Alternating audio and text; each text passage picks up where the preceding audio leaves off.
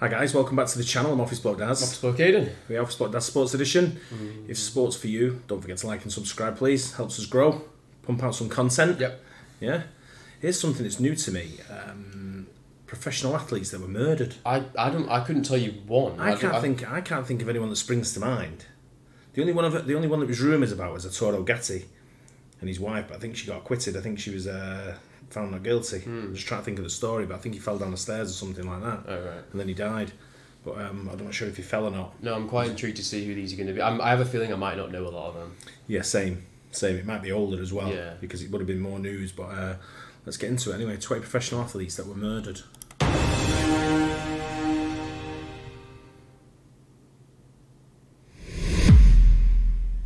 Boxer. Trevor Berbick. Trevor Berbick was a professional boxer who competed from 1976 to 2000.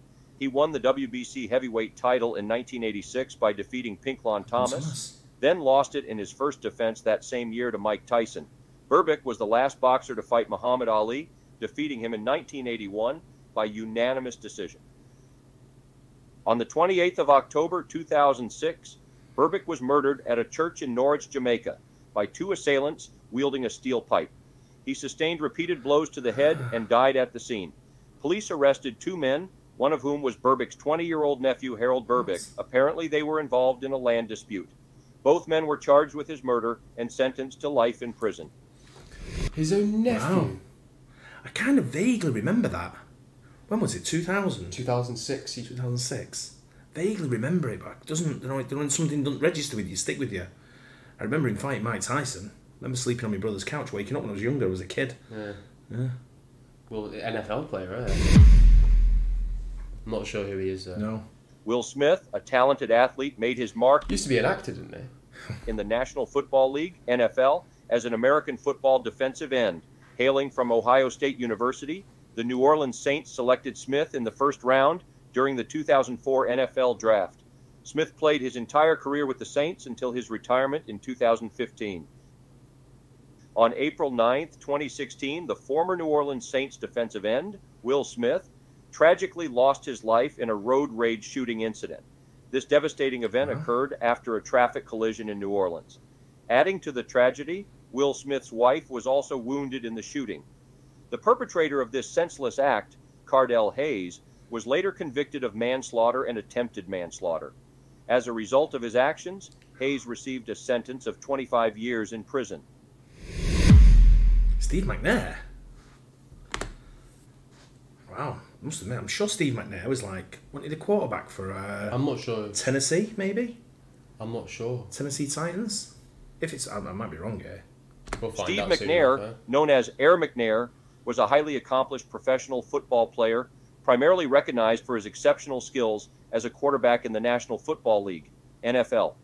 He dedicated 13 seasons to the sport, notably playing for the Houston Oilers before their relocation to Nashville, where they became the Tennessee Oilers. Tennessee Titans. After a successful career, Steve McNair retired from professional football following the conclusion of the 2007 NFL season.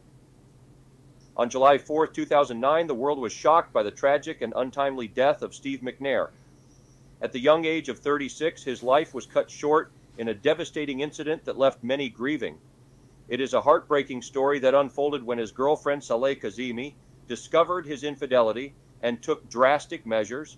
In a moment of despair, she shot McNair twice in the chest before turning the gun on herself, tragically ending both their lives. Holy shit. Press pause. Was the same guy? What is going on here? Quarterback for the it was Tennessee. From what I remember in Tennessee. Lyman Bostock, a talented outfielder, had a relatively short but impactful career in Major League Baseball. He played for 4 seasons, showcasing his skills as a member of the Minnesota Twins and California Angels. Bostock's lifetime average of .311 speaks volumes about his ability to consistently perform at the plate. What made Bostock stand out even more was his unique batting style. He batted left-handed while throwing right-handed. That's interesting. Lyman Bostock's untimely death, September 23, 1978, at the age of 27, sent shockwaves through the baseball world. Tragically, he was shot by a jealous husband who mistook him for his wife's lover. Wow. The shooter, Leonard Smith, escaped legal consequences as he was found not guilty by reason of insanity and spent only 7 months in a psychiatric hospital. His death prompted changes in Indiana's law regarding the guilty but mentally ill plea. So he was still like a professional baseball player when he died? Yeah, he didn't die. He was only 27. Yeah, young. There was one, I don't know if it was Sean Taylor. Do you remember there was a story not long ago where didn't some NFL player die? He got stabbed twice in the legs. Something happened, then something happened a bit later on where he was involved in something else. Can't remember the full story about it. About that. Might be getting mixed up with two different people here. Sean Taylor was an American football free safety for the Washington Redskins of the National Football League. He was selected 5th overall in the 2004 NFL Draft by the Washington Redskins, where he played 4 seasons. Unfortunately, his promising career was tragically cut short when he was murdered in 2007. In a tragic turn of events during the 2007 season, Sean Taylor was shot by intruders at his home. Sadly, he passed away the following day on November 27th. In 2008, Washington's football team inducted Sean Taylor into their prestigious Ring of Fame. Furthermore, in 2021, Washington took another step to honor Taylor's memory by retiring his jersey number 21. Vernon Forrest was an American professional boxer who competed from 1992 to 2008. He held multiple world championships in 2 weight classes, including the WBC, IBF, Ring Magazine, and Lineal Welterweight between 2002 and 2003, and the WBC Super Welterweight title twice between 2007 and 2009. In a tragic incident that shook the sports world, Vernon Forrest, a renowned professional boxer, met an untimely demise in 2009. He was brutally murdered after being robbed at a gas station located in the Mechanicsville neighborhood of Atlanta, Georgia. Dino Bravo had a fascinating career in the world of professional wrestling. During his career, Bravo competed in various promotions such as WWE, then known as WWF, and Stampede Wrestling. He was known for his powerlifting background and often showcased his strength inside the ring. Fans were captivated by his larger-than-life persona and memorable matches. Despite his success in the wrestling industry, Bravo's life took a dark turn. In 1993, he was found murdered at the age of 44 in his home in Laval, Quebec. The circumstances surrounding his death remain mysterious to this day. Garrett Williams was a talented American football player who made a name for himself as a member of the Denver Broncos in the National Football League, NFL. Hailing from Fort Worth, Texas, Williams honed his skills during his time at Oklahoma State University before being selected by the Broncos in the 2nd round of the 2005 draft. On Monday, January 1st, 2007, tragedy struck when Williams tragically lost his life at just 24 years old. In a heartbreaking turn of events, he fell victim to a drive-by shooting that occurred around 2 in the morning. The incident unfolded as another vehicle pulled up beside his rented Hummer H2 limousine in downtown Denver, Colorado, and unleashed a hail of bullets. Shit. Hector Camacho. Didn't know he'd been gone. Hector Camacho, commonly known by his nickname Macho Camacho, was a professional boxer. Camacho competed professionally from 1980 to 2010 and was a world champion in 3 weight classes.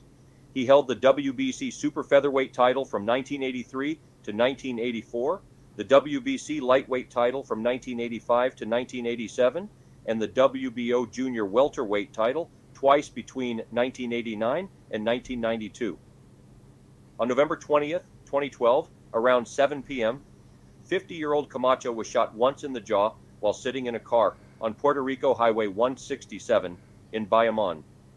Camacho was seated in the passenger seat of a friend's Ford Mustang when he was shot by unknown individuals from a passing SUV.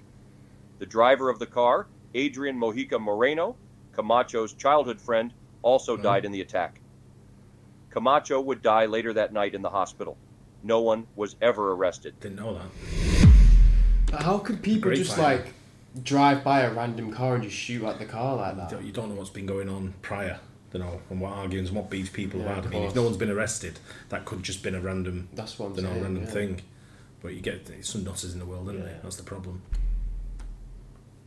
Lorenzen Wright was an American professional basketball player for 13 seasons in the National Basketball Association. He was drafted 7th overall in the 1996 NBA draft by the Los Angeles Clippers and played for the Atlanta Hawks, Memphis Grizzlies, Sacramento Kings, and Cleveland Cavaliers. In a tragic turn of events, former NBA player Lorenzen Wright met a devastating end in July 2010 at the young age of 34. His life was cut short when his body was discovered riddled with bullets. The investigation into his untimely death took a chilling twist when it was revealed that his ex-wife had been involved in hiring a hitman to carry out the heinous act. The subsequent legal proceedings led to both individuals being convicted and sentenced to life in prison. Wow. What's it all about? I know. Fred Lane was signed as an undrafted free agent by the Panthers before the 1997 NFL season. He had a remarkable rookie season, setting several franchise records, many of which still stand today. After 3 years, Lane was traded to the Indianapolis Colts shortly before his death. On July 6, 2000, Fred's wife, Deidre Lane, shot him as he entered their home. His keys were still in the lock, and he had been shot twice with a 12-gauge shotgun, once in the chest and a second time in the back of the head, apparently at point-blank range. His wife pleaded guilty to voluntary manslaughter in 2003. Manslaughter? Wow. A couple of women. I know. Oscar Natalio Ringo Bonavina, a legendary heavyweight professional boxer, was known for his rugged and wild swinging punches. Oscar earned the nickname Ringo due to his Beatles-style haircut. He is best remembered for his epic battles against two boxing icons, Joe Frazier and Muhammad Ali. On May 22, 1976, heavyweight boxer Oscar Bonavina met a devastating end. At the young age of 33, he was shot dead by a security guard at the infamous Mustang Ranch brothel near Reno, Nevada. This unfortunate incident occurred as a result of a conflict that had arisen between Bonavina and the owner of the establishment. You know, this Security is right. guard. Andres Escobar.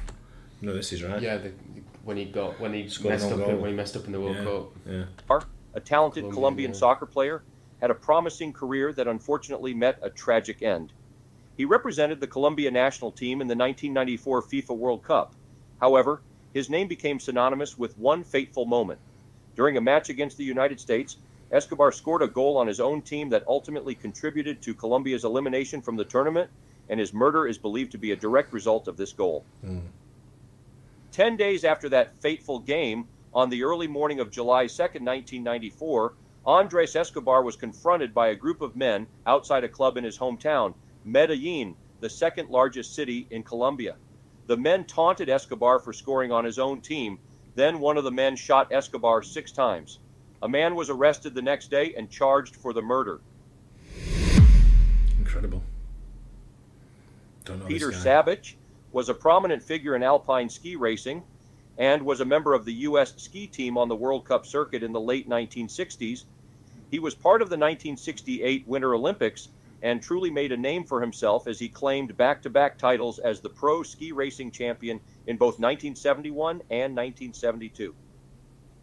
On Sunday, March 21, 1976, tragedy struck when professional skier Spider Savage was shot by his live-in girlfriend, singer-actress Claudine Longet. The incident was described as an accidental shooting, but it led to a legal battle that captured public attention. Longet was charged with murder and stood trial for her actions. However, the jury ultimately convicted her of negligent homicide instead. What? The sentencing resulted in a small fine and a 30-day jail term. Wow. That's ridiculous. Yeah. Yvonne Calderon Perez had an impressive career as a professional baseball outfielder. From 1984 to 1993, he played in Major League Baseball, MLB, for 4 different teams. His skills and contributions to the game were recognized when he was named an All-Star in 1991. On December 27, 2003, tragedy struck when Yvonne Calderon Perez was shot multiple times in the head and back at point-blank range. This horrific incident took place after an argument at a bar in Loíza, Puerto Rico. Wow. Sadly, his murder remains unsolved to this day. Incredible. Greg Hallman was a talented professional baseball outfielder who made a name for himself in the world of Major League Baseball, MLB. He showcased his skills as a member of the Seattle Mariners during the 2010 and 2011 seasons. In addition to his contributions to MLB, Hallman also represented the Dutch national team in the prestigious 2009 World Baseball Classic. On November 21, 2011, tragedy struck when Greg Hallman lost his life at the young age of 24. He died from blood loss in Rotterdam due to a laceration to his carotid artery. The circumstances surrounding his death were deeply unsettling, as it was revealed that Greg's own brother, Jason Hallman, was arrested for the murder. According to reports, the incident stemmed from an argument that erupted between Greg and Jason over loud music. This disagreement tragically escalated into a stabbing that ultimately claimed Greg's life. In a turn of events on August 30, 2012, a Dutch court formally acquitted Jason of the charges against him.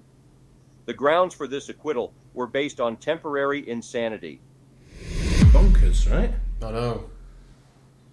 Cornelius Johannes Corey Sanders, a renowned South African professional boxer who was active from 1989 to 2008, one of his most notable achievements came in 2003 when he claimed the WBO heavyweight title in a stunning victory against the formidable Vladimir Klitschko.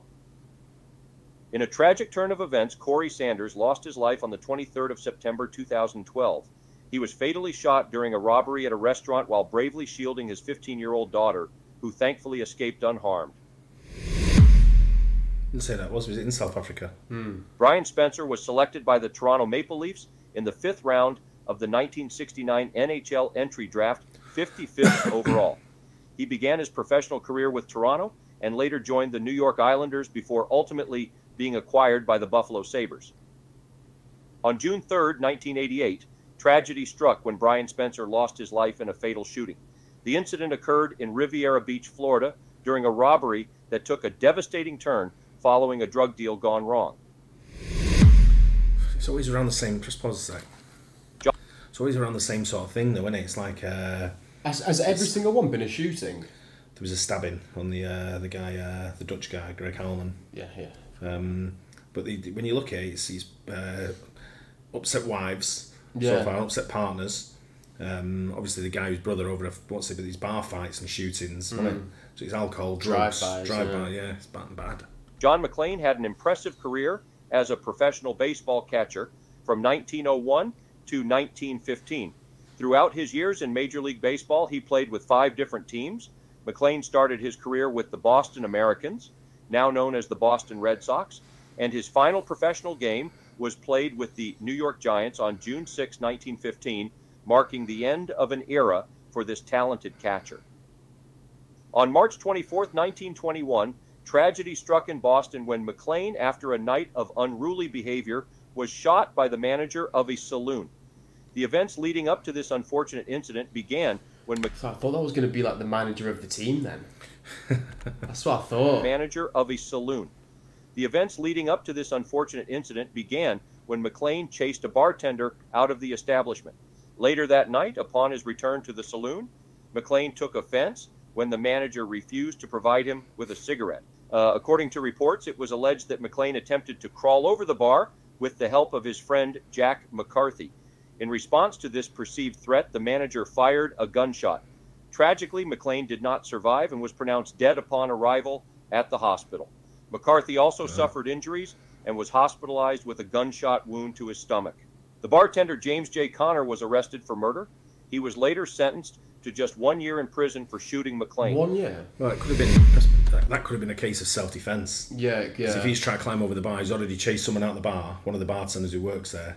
So what you got to remember as well, some of these guys, these sports stars... But where's he shooting him for him to die, though? Like, you would shoot him in a... Well, obviously it's not as easy as it looks. But you're not picking out, you've never used the gun before. No, exactly. But you try and hit, like, his legs, though. If you wouldn't die if you hit your legs. No, but if it's a threatening shot and someone's trying to attack you, you're just shooting them. Yeah, true. You're shooting to stop them. You're not shooting them, so you're not trying to pick, he's running at you, you're not trying to think, if you're a mom, I'm going to get your legs. And then it's like, boom, they've got the gun.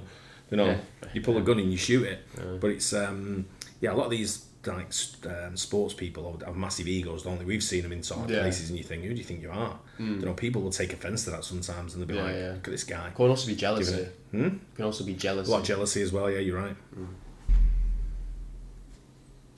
Dennis Ten was the 2014 Olympic bronze medalist, a two-time world medalist, silver in 2013, bronze in 2015, the 2015 Four Continents champion, the 2017 Winter Universiade champion, and a five-time national champion of Kazakhstan. Ten was murdered at the age of 25. According to reports, on July 19, 2018, Ten got into a confrontation in Kazakhstan with a group of people attempting to steal a mirror from his car. When the argument turned violent, Ten was tragically stabbed to death. 2 men were later arrested and charged with his murder. Well, he didn't say what sport he was in. That 10. Yeah, was it like? Just said it was a. Looks like a swimmer or something though. But he said winter, so I'm thinking maybe ski or ice skater or something like that. Go back one. It wasn't on this. Ten was murdered at the. I need to go back to. There. Didn't say. Olympic bronze medalist, 2-time world medalist, silver and bronze, 14 continents champion, Winter University. Don't know what it doesn't say. He's got a coat on there. So he's some sort of skiing, wouldn't it? Yeah, snowboarding maybe, something like that. But that's 20. I've never even. I mean, a lot of them I haven't heard of. But some are surprised that I kind of vaguely remember that Berbick story, but it's just something that doesn't register in your mind. Yeah. Hector Camacho, I don't remember. Some of them like that, but that's. How crazy! It's one of them things that you. Because they're so because you know them and they're famous, you just wouldn't ever expect them to pass away. Do you know what I mean? It's one of them where you don't think they're in a. They don't normally hang out in. When people like that, they've usually got money. They don't usually hang out in dodgy neighbourhoods. Like, who was that guy that got shot because he was out in Denver, Colorado at 2 a.m. and sat in his Hummer? Sat in his Hummer, yeah. But like I say, he's in a Hummer. That could just be a drive-by chancer sort of thing. That whether there's been an argument in a nightclub prior to that, giving it the big, and he's got his car drove off and they followed him. Don't know, you never know. But it's there is a lot of like egos and jealousy, like you say, that comes across with things like this. And I've seen sports people be threatened in bars just for playing for the wrong team over here. And people have gone over and you're like, just leave them alone. I know. Come on for a quiet pint, just leave them. Don't know. And it's but some people try and give it a big one, don't they? Whereas if you some places like the USA where they carry guns. Then it's the danger. It's never going to be safer, is it? It's not going to be safer when you're having an argument with someone and they've got a gun and you haven't. Yeah. There's only one outcome there, isn't there? Well, sadly. Yeah, but like I say, some of them I've never heard of, so I don't know. But it's surprising. It's some of them quite surprising for me. But that's life, I guess. Yeah. Hope you guys enjoyed that. Don't forget to like and subscribe. We'll catch you on the next one. Cheers. Cheers.